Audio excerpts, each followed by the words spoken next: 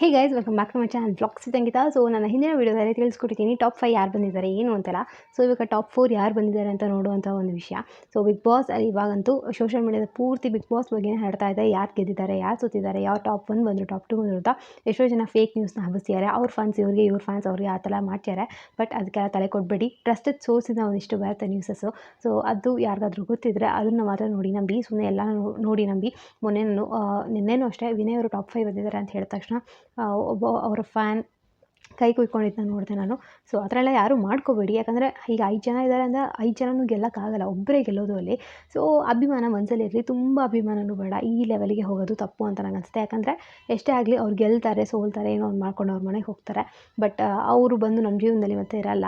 ಏನೇ ಆದರೂ ನಿಮ್ಮ ಫ್ಯಾಮಿಲಿ ನಿಮಗಿರುತ್ತೆ. ಸೊ ಪ್ಲೀಸ್ ಎಲ್ಲರೂ ಅದನ್ನ ಯೋಚನೆ ಮಾಡಿ ಫಸ್ಟು. ಯಾರು ಈ ಥರ ನಾನ್ಸೆನ್ಸ್ ಅಂತ ನಂಗೆ ಅನಿಸುತ್ತೆ. ಸೊ ಆ ಥರ ಡಿಸಿಷನ್ಸ್ನ ಯಾರು ತೊಗೋಬೇಡಿ ಇಲ್ಲಿ. ಸೊ ಅಭಿಮಾನ ಇರಲಿ, ಪ್ರೀತಿ ತೋರಿಸೋರಿಗೆ, ಬಟ್ ಈ ಲೆವೆಲ್ಗೆಲ್ಲ ಹೋಗಬೇಡಿ. ಸೊ ಇವಾಗ ಟಾಪ್ 4 ಯಾರು ಬಂದಿದ್ದಾರೆ ಏನು ಅಂತ ನೋಡೋದಾದರೆ, ಸೊ ವಿನಯ್ ಗೌಡ ಅವರು ಟಾಪ್ 4 ಬಂದಿತ್ತು. ಸೊ ನನಗೆ ಪರ್ಸ್ನಲಿ ಅನಿಸಿದ್ದು ಏನು ಅಂತಂದರೆ, ಇವರ ಒಂದು ಗ್ರಾಫಲ್ಲಿ ಅಪ್ಸ್ ಆ್ಯಂಡ್ ಡೌನ್ಸ್ ತುಂಬಾ ಇತ್ತು. ಬಟ್ ಕಾಂಟ್ರಿಬ್ಯೂಷನ್ ಮಾತ್ರ ತುಂಬಾ ಇದೆ ಈ ಮಂಚಿನಿಂದ ಬಿಗ್ ಬಾಸ್ಗೆ. ನನಗನ್ಸಿದ್ದು ಈ ಸೀಸನಲ್ಲಿ ಮೇನ್ಲಿ. ಸೊ ಟಾಪ್ 3 ಅಥವಾ ಟಾಪ್ 2 ಅಲ್ಲಾದರೂ ನಾನು ಎಕ್ಸ್ಪೆಕ್ಟ್ ಮಾಡಿದ್ದೆ ಆ್ಯಕ್ಚುಲಿ. ಬಟ್ ಟಾಪ್ 4ಗೆ ಬಂದರು. ಸೊ ಯಾವ ಥರ ಡಿಸಿಷನ್ ಕೊಡ್ತಾರೆ ಅಥವಾ ಓಟ್ಸ್ ಹೇಗೆ ಬರುತ್ತೆ ಎಲ್ಲನೂ ಕೌಂಟ್ ಮಾಡಿ ಇದನ್ನ ಮಾಡೋದು. ಸೊ ಓಕೆ, ಏನು ಮಾಡೋಕ್ಕಾಗಲ್ಲ. ಆ ಒಂದು ಪ್ಲೇಸ್ ಅವ್ರಿಗೆ ಸಿಕ್ಕಿದೆ ಅಂದಮೇಲೆ ಅದನ್ನ ಅವರು ಖುಷಿಯಿಂದಲೇ ಸ್ವೀಕರಿಸ್ತಾರೆ. ಸೊ ಟಾಪ್ 4 ಬಂದಿದ್ದಾರೆ ವಿನಯ್ ಗೌಡ ಅವರು. ಅವರ ಫ್ಯಾನ್ಸಿಗೆ ಖಂಡಿತವಾಗ್ಲೂ ಬೇಜಾರಾಗಿರುತ್ತೆ. ಯಾಕಂದರೆ ಸಿಕ್ಕಾಪಟ್ಟೆ ನೆಗೆಟಿವ್ ಆಗಿತ್ತು ಅವರಿಗೆ ಸ್ಟಾರ್ಟಿಂಗ್ ಡೇಸಲ್ಲಿ. ಆಮೇಲೆ ಅಷ್ಟೇ ಅಷ್ಟೊಂದು ಸಪೋರ್ಟ್ ಸಿಕ್ಕಿರಲಿಲ್ಲ. ಆದರೆ ಅವ್ರು ಹೋಗ್ತಾ ಹೋಗ್ತಾ ಅವರ ಗೇಮ್ನ ಚೇಂಜ್ ಮಾಡಿಕೊಂಡ್ರು. ಇನ್ನೊಂದು ಸೈಡ್ ಆಫ್ ವಿನಯ್ನ ತೋರಿಸಿದ್ರು.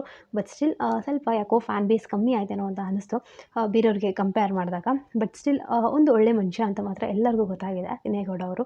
ಸೊ ಟಾಪ್ 4ಗೆ ಬಂದಿದ್ದಾರೆ. ಖುಷಿನೇ ಪಡಬೇಕು. ಯಾಕಂದರೆ ಇಷ್ಟು ಜನದ ಹಿಂದೆ ಹಾಕಿ ಇಷ್ಟು ನೆಗೆಟಿವಿಟಿ ಎಲ್ಲನೂ ತೊಗೊಂಡು ಮತ್ತೆ ಟಾಪ್ 4ಗೆ ಬಂದು ನಿಂತಿದ್ದಾರೆ ಅಂದಾಗ ಅದು ಸಮರ್ಥರಾಗಿ. ಸೊ ಇವರು ಲಾಸ್ಟ್ ಸಮರ್ಥರು ಅಂತ ಹೇಳ್ಬೋದು. ಇನ್ನು ಉಳಿದಿರೋರು 3 ಜನನೂ ಅಸಮರ್ಥರೇ. ಕಾರ್ತಿಕ್ ಅವರು, ಸಂಗೀತ ಅವರು ಮತ್ತು ಪ್ರತಾಪ್ ಅವರು 3 ಜನದಲ್ಲಿ. ಸೊ ಈ ಸೀಸನಲ್ಲಿ ಅಸಮರ್ಥರೇ ಗೆಲ್ಲೋದು. ಸೊ ಸಮರ್ಥರು ಎಲ್ಲರೂ ಹೋದರು. ವಿನಯ್ ಅವರ ಫ್ರೆಂಡ್ಸ್ ಎಲ್ಲರೂ ಔಟ್ ಆಗಿದ್ರು. ಇವಾಗ ವಿನಯ್ ಅವರು ಕೂಡ ಹೋಗ್ಬಿಟ್ಟಿದ್ದಾರೆ ಅಂತ ಹೇಳ್ಬೋದು. ಸೊ ನೆಕ್ಸ್ಟ್ ಟಾಪ್ 3 ಯಾರು ಬರ್ತಾರೆ ಏನು ಅಂತೆಲ್ಲ ನಾನು ಲೈವ್ ಅಪ್ಡೇಟ್ಸ್ ಕೊಡ್ತಾ ಇರ್ತೀನಿ. ಸೊ ಪ್ಲೀಸ್ ಚಾನಲ್ಗೆ ಸಬ್ಸ್ಕ್ರೈಬ್ ಮಾಡ್ಕೊಂಡು ಸಪೋರ್ಟ್ ಮಾಡಿ. ಹಾಗೆ ರಕ್ಷಣಾ ಚಾನಲ್ ಕೂಡ ಹೋಗ್ಬಿಟ್ಟು ಸಬ್ಸ್ಕ್ರೈಬ್ ಮಾಡ್ಕೊಳ್ಳಿ. ಅವಳ ಚಾನಲ್ ಹೆಸರು ರಕ್ಷಾ ರೆಡ್ಡಿ ಅಂತ. ಡೈಲಿ ವೀಡಿಯೋಸ್ ಆಗ್ತಿರ್ತಾಳೆ, ನಿಮ್ಮೆಲ್ಲರಿಗೂ ಇಷ್ಟ ಆಗ್ಬೋದು. ಸೊ ಮತ್ತೆ ಹೊಸ ವಿಡಿಯೋದಲ್ಲಿ ಸಿಗ್ತೀನಿ. ಟೇಕ್ ಕೇರ್, ಬಾಯ್.